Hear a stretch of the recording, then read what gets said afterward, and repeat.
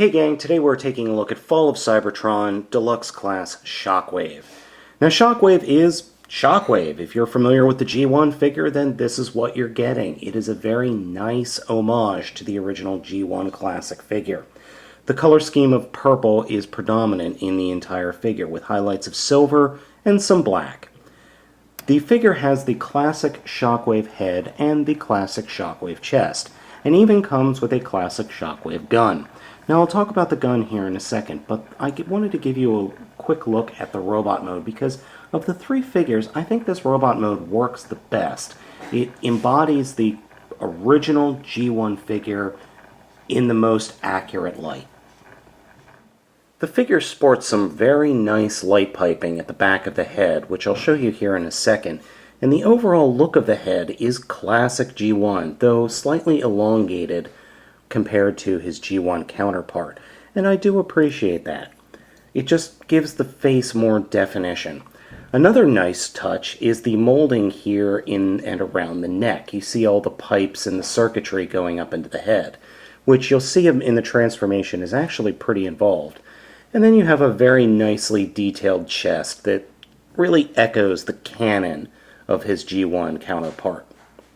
As I said, the light piping on this figure is excellent, and it just really is kind of creepy, especially when you get the plastic lined up such that it looks like just one big iris. A very, very cool effect. Shockwave's cannon is significantly larger than it was in his G1 persona and toy, though it is nice, and I do appreciate the fact that you can remove it from the hands. Now, he does have a couple of ways to hold the cannon, which we'll get into in just a second. I did want to show this. This front part of the cannon slides off very easily, and you end up with what I think is actually a weapon that's going to be in the game, or was in the War of Cybertron game. A three-barreled machine gun type thing.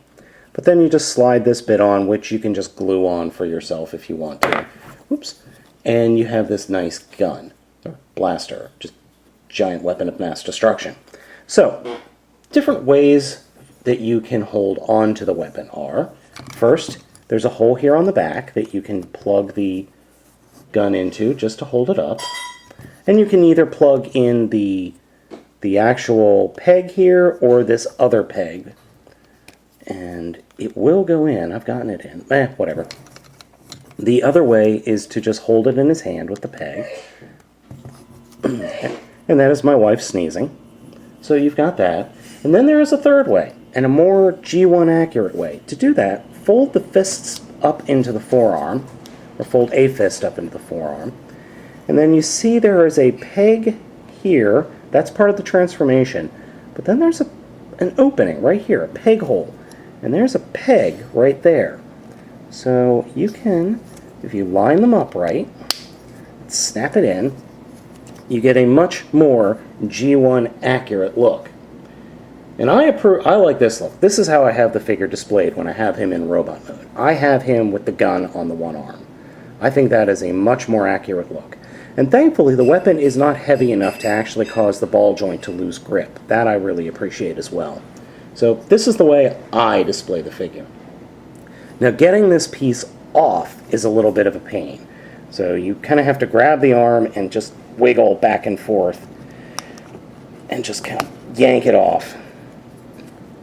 But having the gun on the arm like that is the way to display it, in my opinion.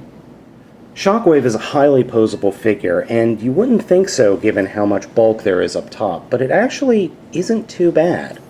The head is on a swivel that you can swivel back and forth. It really doesn't have any up and down movements.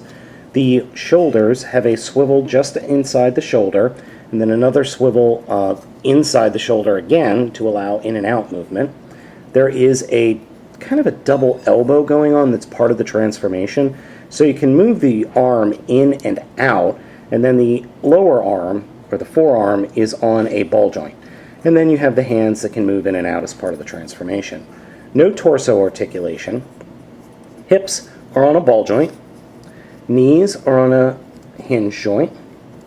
And then the feet are on hinges as well, but that's part of the transformation.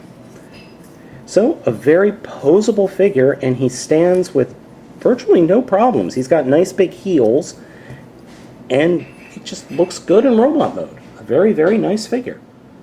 Of the 3 Fall of Cybertron figures that have been released at the time of this recording, Shockwave has the best transformation. It is the most satisfying and by far the most complex. To start off with, we'll take the fists and fold them up into the arms like that. Then take the arms and turn them so that they're pointing to the sky. Then kind of fold the hinges out and rotate the arm stubs so that they're pointing forward, while keeping what is effectively his armpits pointed towards the sky. Then what you do is you grab the entirety of the arms and split them open from the chest. Then take the chest and lift it and have it pointing straight up. When you do that, you can then collapse the robot head into the chest. Then take the chest and continue until it's pointing straight backwards. Then take the arms and fold them up, and the pegs that the arms peg into the chest with will actually peg into a point underneath the chest, like that. Now, this is where you want to make sure you've got things lined up correctly, and I do not. So there is a tab here on the left arm. You want to actually have that tab pointing in towards the center of the figure. And then take the forearm and have it so its main tab that is along the inside of the arm pointing in towards the figure as well. And do the same thing with the other arm. And when you do bring the arms together, everything will connect up. It's not always perfect, but you could just kind of force it into place. So there's that part of the transformation complete. Now we'll turn it around towards the legs. What you want to do is spread the legs enough so that you could take the cannon, and there's a peg at the very back of the cannon. That pegs into his butt. Like that. And then you collapse the legs over the front of the cannon. And there are pegs sticking out on the sides of the cannon. Those peg into these small little peg holes inside the legs. You just got to get everything lined up, and then you could take the feet and fold them forward. And then there are these silver bits on the outside of the legs. You take those and unpeg them and flip them up, and they will actually peg into where the ball joints are on the legs, on the top of the legs, sorry. So flip those around, and then that will give us clearance to bring the chest piece all the way down, and then take the wings that were on the back and fold them forward, like that, and then kind of fiddle with what were the arms until you could get them pegged up into the back of the chest. And here we have Shockwaves Jet Mode. Shockwave continues the trend of Decepticons as Cybertronian jet thingies. And I'm okay with this. This is actually a very nice vehicle mode. It's a little bit odd, I'm going to give you that, and I doubt it would actually be able to fly in an atmosphere given the fact that its wings are too damn short. But as a giant flying gun, it's a nice re-imaging of the classic G1 character. I like it. I like it a lot. It's unique, it's interesting, and it's definitely the character that we got in War for Cybertron. It works. This alt mode really works. I gotta say, I rather dig it.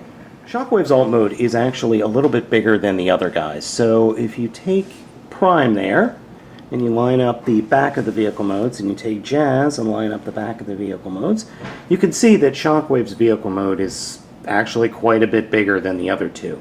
And that's simply because you're not folding nearly as much stuff into, say, a car mode as you are into a plane mode. If you think about it, Shockwave's really just standing up and then kind of flipping some parts around. But it's nice that his vehicle mode is bigger. Now, compared to the look when you look at them from the front, I still say Shockwave wins.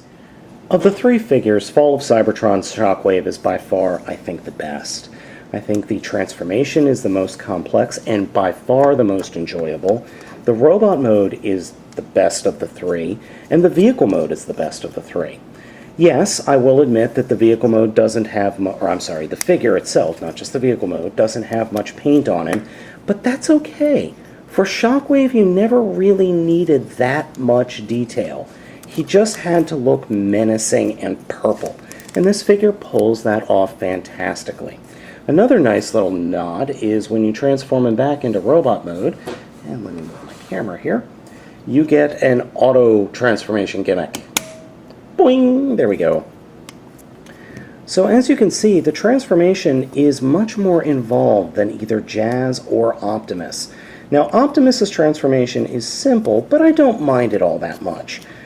It's just not the best figure in the world. Jazz's transformation is a pain in the arse, and I don't like that figure at all, but Shockwave finds that balance, if you know what I'm talking about. He finds the balance that I think is necessary for a Transformers figure, especially a deluxe class. It's got a somewhat complicated transformation that's enjoyable, a good robot mode, and a good vehicle mode. Yeah, I really don't know if the vehicle mode can actually exist in real life, but I don't care, because it's a giant winged cannon. That's not going to fly in any reality. Anyway, so, Fall of Cybertron, Shockwave, you got to get this one. If you can't find him, go online. I picked him up on tfsource.com. He's also available at a couple of the other outlets, but I'd start with tfsource. This is a great figure, and if the rest of the line is this entertaining, I think we're in for something special.